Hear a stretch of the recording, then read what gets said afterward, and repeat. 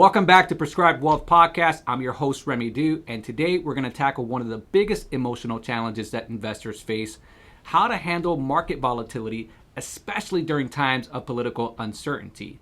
Should you move to cash? Should you sell your stocks for bonds? You just had a conversation with a friend and he is absolutely panicked about the market, and now you're unsure. Let's talk about it. First things first, walking through the exit strategy scenario. Let's play this out. Suppose that you're thinking about selling your stocks for bonds or for cash because you're concerned about where the economy is headed. Before making that decision, make sure you ask yourself 3 critical questions. Question number 1, when do you plan to exit the stock market and for how long? In other words, is your reason fear? Is it short-term panic, and for how long?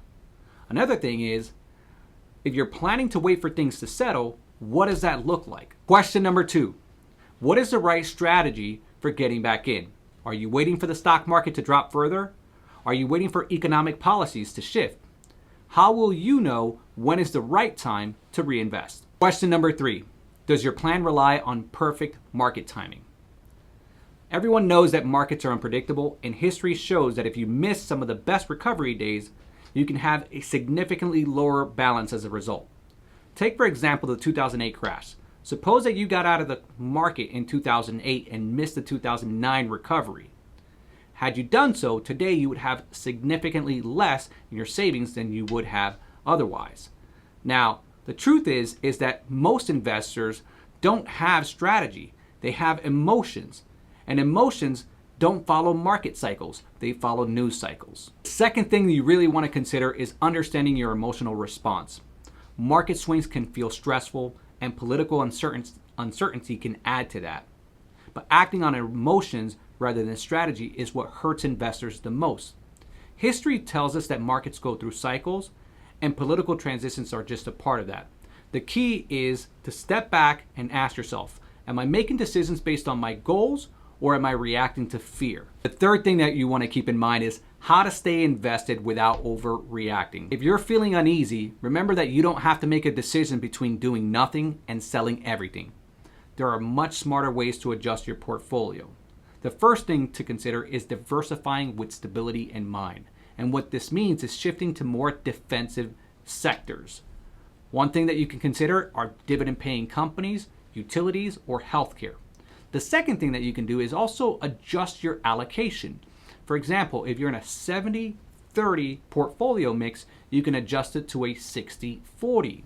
Now, lastly, keep your long-term goals in mind.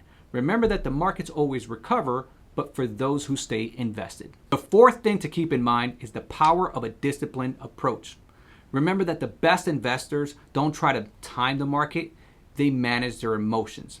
If you're still worried, just adjust your check-in schedule. Instead of looking at the markets on a daily basis, review your investments on a quarterly or semi-annual basis. You can also talk to your financial advisor and ask them to run what-if scenarios so that you can look at different strategies and how they impact your future.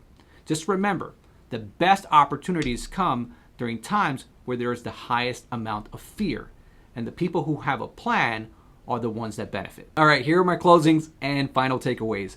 Remember that political uncertainty and market swings are part of investing. Make sure that you're not letting fear dictate your decision making. Take a structured approach. If you're still worried, don't go all in on cash or bonds. Adjust smartly. Make sure that you're making decisions based on your long-term goals. I want to thank you today for watching Prescribed Wealth Podcast. Thank you for following. Thank you for subscribing. Thank you for liking. Thank you for commenting. Remember, stay tuned, stay patient, stay informed, and I'll see you next time.